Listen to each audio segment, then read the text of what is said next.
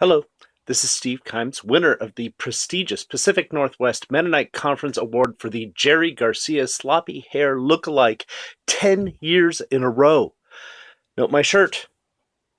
It says, "With great beard comes great responsibility." I am here to hold up to that standard today.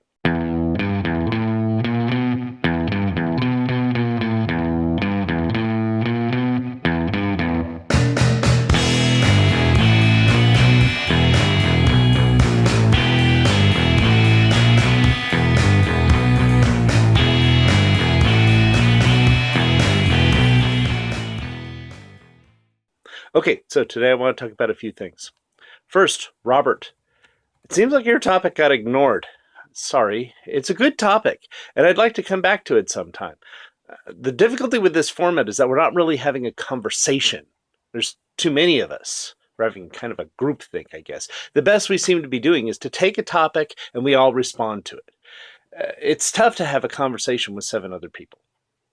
Who do I respond to? If we wanted what Jonathan Green and his brother have, or something close to it, we'd have to limit the conversations to maybe 3 people. But that said, I like what we have. It's just, I don't know if we want to call it a conversation. Okay, now I'd like to talk about the topic of wealth and how to interpret the Bible's radical command to live simply.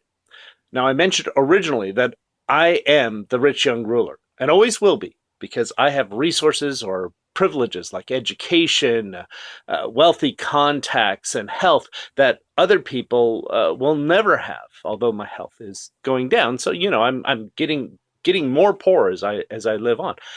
A few people mentioned the historic context, contrasting our comparatively luxurious lives to even the wealthy in the ancient world.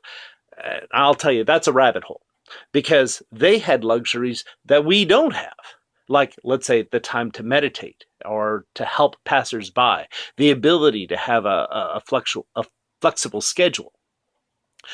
Others mentioned that our context is different because our racism and other prejudices have made the divide more distinctly than simply rich and poor. And that's generally true. Still, I think all of this kind of complicates the biblical command. So I'd like to break down the lesson I learned from the Bible and my experiences of the poor simply.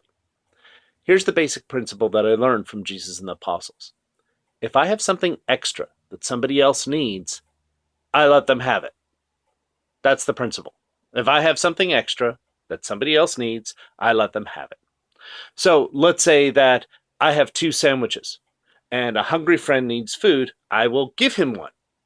Just so happens that today I've got 100 sandwiches. I don't know if you can see the boxes back there, but I have 100 sandwiches, so I'm going to be doing that a lot today. If I've learned something that somebody else needs, whether where to get an apartment or how to have peace in the midst of stress, then I'll let them know so that way they can live a better life. If I have friends with resources that someone I know needs, so for instance, like a few months ago, there was a friend who lived in his broken down van and he had to move it, and it was horrible because the engine wouldn't start. And I had another friend who was a mechanic, and so I connected those 2 guys, and through a lot of other things I was able to help them, or they were able to help each other to get that going and all of that. Then what I do is I share my relationship. Let's say I have an extra room in my house or a couch and someone needs a place to crash. Then I let them stay there. Love is simple. I mean, really, it's simple. It means really seeing the person in front of me and then leaving them a little bit better off than when we met. But this means that I've got to go beyond my comfort zone. And possibly beyond the time frame that I have. And I don't care if you want to punish me, you're welcome to punish me. It means that I have to get to know poor people so that I have the opportunity to share what I have with those who really need it. It means that I have to be willing to part from things that I really like so that way others can have what they need.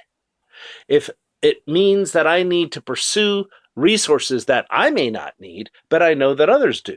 Like, for instance, me getting a large house so I could fit both my family and 8 homeless people in it. Love is simple, but it isn't very often easy. All right, and that's all I got to say, and I've run out of time, so it's all good.